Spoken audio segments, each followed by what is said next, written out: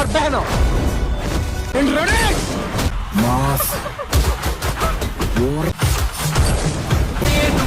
এই সিনেমাটির নাম রাখা হয়েছে রাকা।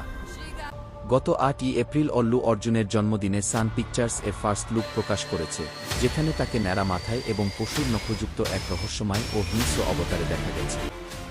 পরিচালক অতলি জানিয়েছেন, এই সিনেমার আইডিয়াটি তিনি গত 18 বছর ধরে নিজের মাথায় পুষে রেখেছেন।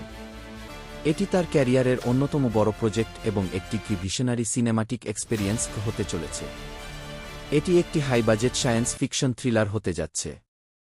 শোনা যাচ্ছে, অল্লু অর্জুনকে এখানে অর্ধেক মানুষ এবং অর্ধেক প্রাণীর মতো কোনো এক অতিপ্রাকৃত লুকে দেখা যেতে পারে।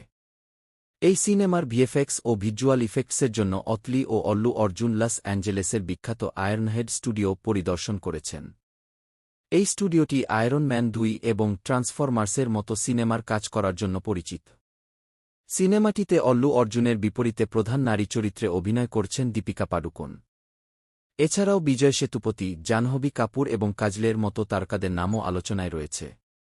ওয়েকা সিনেমার থিম মিউজিক এবং গান কম্পোজ করছেন উদীয়মান সঙ্গীত শিল্পী সাই অবজঙ্কর।